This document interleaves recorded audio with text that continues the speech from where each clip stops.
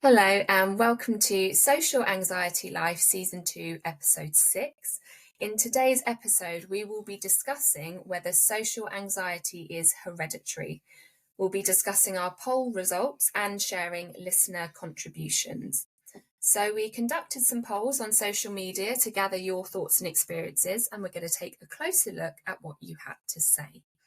So our first poll was on Instagram. We asked if people think social anxiety is influenced through genes or environment. And a striking 91% of you said environment, with only 9% believing that it's genetic.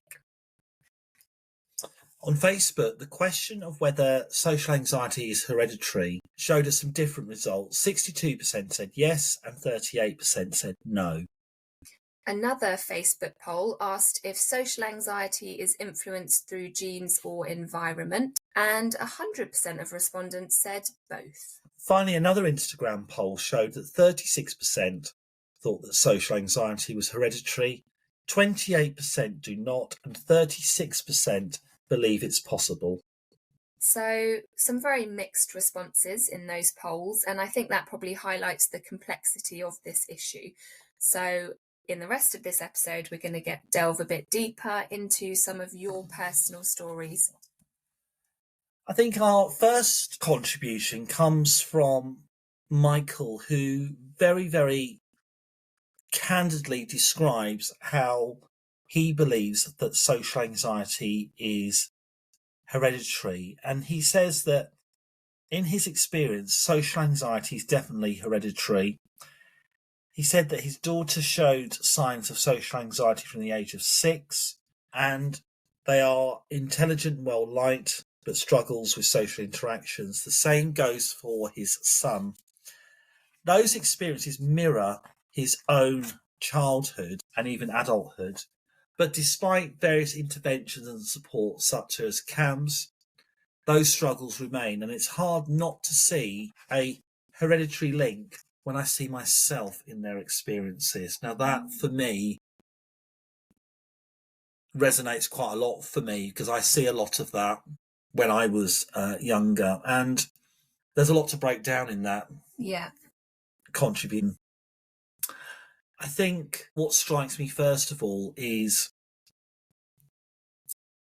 the link with this to our previous episode that we did on social anxiety and children, and showing social anxiety from a young age suggests that there is some kind of genetic predisposition. Yeah, that it's been noticed from a young age, and there's certain traits maybe that have sort of continued to carry through childhood. I think it also links to, quite personally, because we are both teachers and we both have social anxiety, I think that because we have the lived experience of social anxiety, it's almost, I feel more qualified to see this in children. So I can see if a child is socially anxious, I get it. Yeah. I think we probably recognise the signs of it maybe better than some other people, and also while some other people might use all that language around being quiet or being shy, we maybe see it in a slightly different way. I think teachers, they differ in their ability to understand. Yeah. I think if you have experience, or if you're neurodivergent or have social anxiety, I think you get it more. That's not to say that people who are not living with social anxiety, they don't get it. But there's still a lot of work to be done in recognising what it is, because I think mislabeling it as shy, quiet, and reserved, I don't think that's very helpful. No, I think it can be quite damaging, actually. And I think the problem is quite often those labels are used in quite a negative way. I think, thinking back to my school reports, the word quiet was something that came up in basically every school report I ever had, but it was always very much worded as very quiet, would like to see, more contributions in class, would like to see, so it's definitely something that it was put across as something that needed to be improved. And I think also for people that don't understand it or choose not to understand it, the effects of that on the person with social anxiety can be quite damaging. I think it's, when you feel like you have you're the problem, or feel that you aren't understood, or most importantly, how you're feeling isn't validated, or it wasn't done, or it wasn't around in our days. Yeah. I don't like that. No. I don't like it because it ignores how you're feeling and what you have. Yeah. And it's not helpful. It's not giving strategies. It's not providing support, is it? It's just kind of labeling something in a negative way. Would you say then that, is that hereditary, or is it therefore shaped by your experiences in different environments, or is that something maybe to think about towards the end of the episode? Yeah, I think, as people were here throughout the episode, we've had contributions with quite a few different perspectives. So I think probably maybe seeing if we can come to a decision over it at the end. I think at the moment, especially when we were talking about the topic, I really didn't have an opinion on it. And actually, it's been really interesting getting these contributions and hearing people's experiences. I think to summarise Michael's contribution, where he talks about similar patterns in both of his children and seeing his own social anxiety mirrored in the children's experiences, that strengthens the possibility that it's genetic rather than environmental. Yes. But as we'll discuss throughout the episode, I think there is a difference of opinion. Yeah. I think moving on to another contribution, this contribution came from Samantha on Instagram, who offers a more balanced perspective. And she says that whilst social anxiety can be genetic, and this is definitely a huge factor, I believe that if we adapt to the environment and made the conditions better, then more people who suffer with the condition could be helped. For example, many people with social anxiety have a fear and failure and embarrassment, but by creating a safe space and just by being patient and understanding, we can support them better. They also identify and are diagnosed with ADHD, and they work better in an environment where there's understanding and just being kind. Yeah, which is a really important point, because that contribution acknowledges that there may be a genetic aspect to it, but is very much saying that, the environment can really have a huge impact upon it. And actually, that's why it's so important that we think about creating an environment of openness and understanding about social anxiety for people that suffer with it or find that difficult. I think there's a link here with one of our previous episodes. We talked about the links between social anxiety, autism, and being introverted. Looking at this contribution about ADHD, I think there's a further thing to be said as well, in that it's almost neurodivergency and social anxiety can be linked together. But then you can be introverted, which isn't something you're diagnosed with. Being introverted is the way that you are. Yeah. And it's almost increasing our understanding of being neurodivergent and working out what works for us. Because I certainly feel more confident now to say it how it is. Yeah.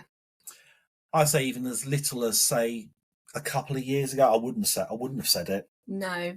And I think as we have started to talk more openly about our social anxiety, in some ways that has had an effect on our environments, because people around us, because we've spoken more openly about it, make more adjustments for us. I don't know if you've experienced that, or people are more understanding of it. And so then our environment has kind of changed, and people are more understanding the more open we've been about it. And that, I think, that has had a positive impact. I mean, let's throw this out there. I mean, let's imagine, let's say you started a new job, for example. Yeah. and you wanted some kind of, adjustments for your social anxiety. I mean, would there be anything you particularly ask for to be reasonably adjusted? I don't think I would. I think the thing I've always found maybe the most frustrating from a work perspective with my social anxiety is sort of the work socials, in that I've been to work socials and really enjoyed them, but there will be times where I just don't want to go, or my anxiety is a little bit bad and so I won't go. And there's always that sort of slight pressure around those things. So I suppose in a way that would be an adaptation maybe for, I don't quite know how they would make that adaptation, but just to not have that kind of pressure, or the questions about, are you coming and why aren't you coming, and You see, I would always like to be invited. Oh, of course, yeah. Because there's times where I haven't been invited and people think they're doing the right thing. Yeah. Well, actually, they're not, because that leads to exclusion. Yeah. I think that the social side of work is personal. There's times where I haven't gone to things, but it's still, unfortunately, something that happens a lot, in that if there's a social event coming up and you don't go, if you say you're not going because you have social anxiety, that is, the majority of people, I think, wouldn't see that as a particularly valid. No. And they wouldn't understand it. No, I could imagine a reaction of sort of, oh, we'll just come, it'll be fine. I think, as you said, there's still a lack of understanding around it. I think that work social thing is maybe that's an environmental. Yeah. Because having been through it, don't get me wrong, I've been to work social things. It's not as if I haven't been to any. It's sometimes it's been fine. Yeah. It's all that pre-planning. I'm going, okay, I'm going. Get to the door, you walk in, you survey, you see what's going on, who's sitting where I'm going to feel more comfortable. Some people are outside, maybe sort of smoke or enjoying the weather. Some people are inside. There's a lot to navigate. Yeah, there is. And it's also that thing of, people at work, there'll always be people that you are closer to on a personal level. And are those people going, if we're doing a work social, are people that I'm more comfortable with going, or are they not? And that's going to affect your feelings around it and your anxiety as well. For me, a simple solution to the work social thing, you do it during work time. Yeah. Because you imagine doing that, No. Say that gets to the last hour of the day and, 3 o'clock to 4 o'clock is the social. Right. I'm more inclined to go then, if it's during the day, rather than like a separate event. Yeah, I see what you mean. In the evening. So, when it gets to like Christmas, Easter, whatever, say that the social in the evening doesn't start till, like, say, 7 o'clock. Yeah. I'm more likely not to go. Yeah, because you'll go home, get comfortable, think about it probably, overthink it. Yeah, I'm more inclined to do stuff during the day. Yeah. Or with a smaller group. Yeah, absolutely. But yeah, as you said, that kind of that points more towards it being quite heavily affected by environment. We had another contribution from Teach Play Connect on Instagram, who said, despite my best efforts, social anxiety seems to have been passed to my children. Although this could be argued to be environmental, I really have done a lot to prevent them from seeing my social anxiety and have constantly encouraged socialising. I think we also have ND in our household, neurodivergence, eldest currently awaiting assessment, which could be linked to the social anxiety, but then that is likely hereditary too, I suppose. There's a lot there to unpack, isn't there? Yeah. So, but really coming from the other side of things, like very much it is hereditary, and this person feels that their social anxiety has been passed to their children. I find that comment have done a lot to prevent them from seeing my social anxiety. Now, do you see social anxiety? That's a very interesting point to think about. Yeah, do you see social anxiety in social situations? Can you tell people are socially anxious in social situations? Yeah, not always. I think some people are very good at masking. Masking, that's right. Yeah. Because I think we've had an experience of someone that we know has talked about how they can get anxious in social situations, and you would never know, you know, the way that they come across so confident. So I don't think it is always obvious.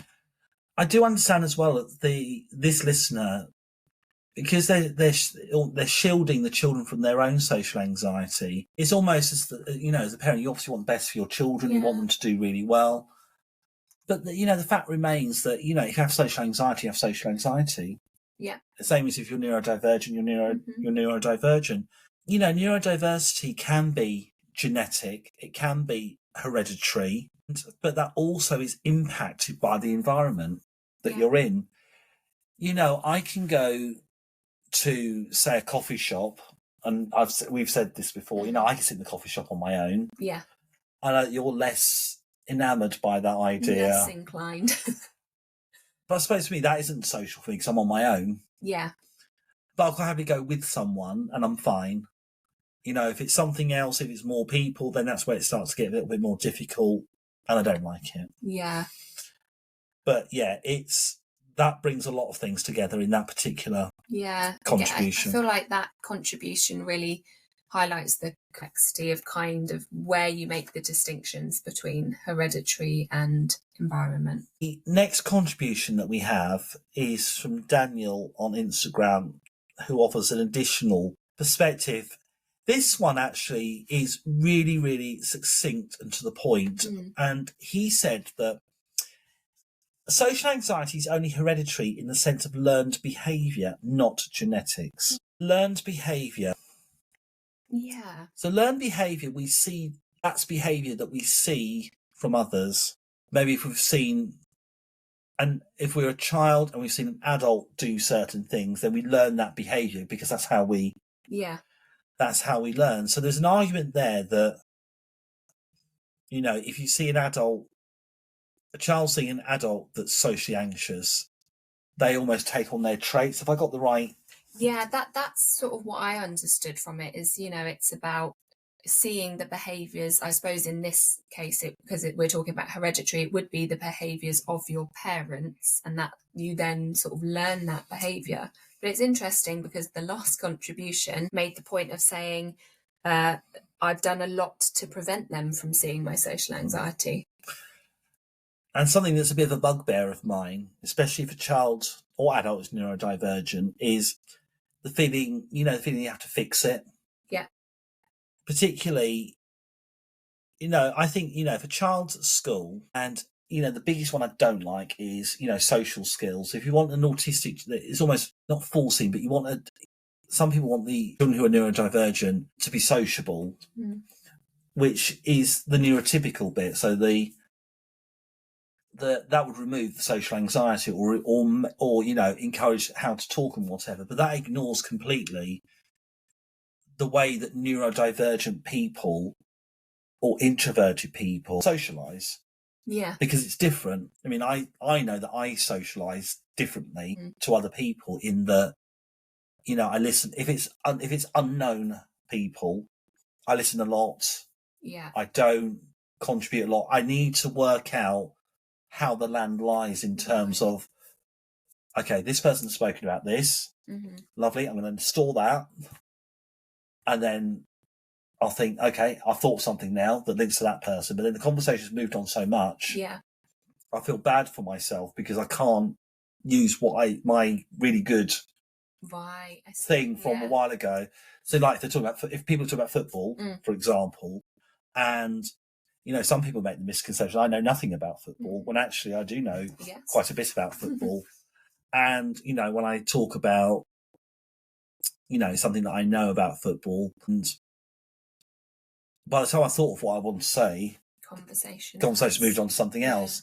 And I almost want to say, just rewind a bit, because I've got something nice, I've got something to say now. But that fuels the social anxiety because I feel as though I can't say it. Yeah. So I suddenly start talking about something that someone else spoke about like 20 minutes ago. And it's like, well, it doesn't flow. So but the purpose of conversation, it has to flow, doesn't it? Yeah. Or does it? No, that could be a whole other conversation. Yeah. I completely get what you mean though, because I've definitely experienced that of a conversation's moved on and I've sort of I've just thought of something I could have said, or I've just oh, I could have talked about this and I didn't, but it's too late now. One other thing with that contribution about learned behaviour is, my understanding of that is that he's saying social anxiety is learned, and then that would suggest that you could potentially target that, and some sort of intervention might actually be effective. I don't agree with that. I don't agree with that either. The reason I don't agree with that is that I believe you've got social anxiety. Yeah. You can mask your way through it, which I think is different. Yeah. You can go to an event and you can put your mask on and you get through it. But as we both know, yes, when the social event's finished, you've been masking through the social event. The physical and emotional toll it's taking on you is a lot. Yeah. You're burnt out. Yeah. And, you might end up having a good time. But, getting through it, I think is hard, really hard. Yeah. I think if you got it, you got it. Yeah. I think it can improve. I think you can definitely develop strategies and it can improve. I sort of feel like I've maybe experienced that myself in recent years, that in some aspects it has actually got better. But yeah, I don't think it's something where you can say, well, it's a learned behaviour, so we'll put this intervention or we'll do this and then we'll kind of fix it, or it will be, we can effectively... For me, it's almost as if the mask comes off now, because I'm more likely now to say, I'm not going. Yeah. Before I would have gone. I would have felt, right, I've got to go, I've got to do this, got to do that. I would probably say, since I hit my 40s, I'd be more confident enough to say, no, I'm not going. Yeah. I'm less confident to say I'm not going because of social anxiety. I'm just saying I'm not going. Yeah. But then that took time, didn't it, to develop the confidence to say no and not feel the need to give a reason. That's more a personal development rather than hereditary. Yeah. Yeah. Our last contribution, and I cannot believe we've done 23 minutes that's gone already. fast. And our last contribution comes from Sharon from Facebook, and she says, there are genetic traits for no anxiety, and it seems to be a very singular thing for me. So is that contribution is kind of saying that there's genetic similarities, but the social anxiety is unique to her? I think so. Yeah. There's variability in experiencing social anxiety, because there might be some people listening to this episode and they think, well, I've got social anxiety. I don't know anyone else in my family that has social anxiety, but it's still valid. Absolutely. And everybody that has social anxiety has their own unique journey. There's some people who I know have listened to our podcast and they haven't realised they got it. Really? Yeah, they don't know they've had it. Yeah. But the more they've listened to it, the more they realise that they have it. Wow. And it also suggests that contribution. There are factors other than genetics play a role. Yeah. Which can be your environment. Yeah. So I suppose this is probably a good point to kind of summarise, and I don't know, talk about whether we have a perspective on the argument hereditary or environment. I don't think it's straightforward at all. I know. I think, genetics definitely plays a part. Environmental factors and personal experiences are crucial. Yeah. I don't know which one. No. I take a very similar perspective. I think there's potentially a hereditary aspect to it. I don't think there always is, though. But I do think environment, from my perspective, probably has more impact. I think the experiences you've gone through in your life, if you've been badly affected by social anxiety due to other people not acknowledging it, creates trauma. Yeah. And the way that you feel. And if you've got trauma as part of your persona, then there's a lot to unpack there, because, again, we've said this time and time again, is other people not understanding what it is. Yeah. And there's people who will ask the right questions. I know a lot of people who do ask the right questions. But there are so many people who are ignorant over it, and they just think, well, you just snap out of it. Yeah. When that's not the case. No. At all. And, there's stuff you can do, like, you can access counselling, which I found very, very good. but you've got to do what you need. You've got to do what you need to do. Yeah, every individual person is going to be different in how they exhibit their social anxiety and what strategies are going to work for them. I think that's all for today's episode of Social Anxiety Life. If you enjoyed this episode, please subscribe, rate, and review us on your favourite podcast platform. Join us next time as we continue to explore the fascinating world of social anxiety. And thank you to everyone who shared their stories and participated in our polls. Yes, you are all wonderful. Yes, thank you so much, and we will see you next time. Bye-bye.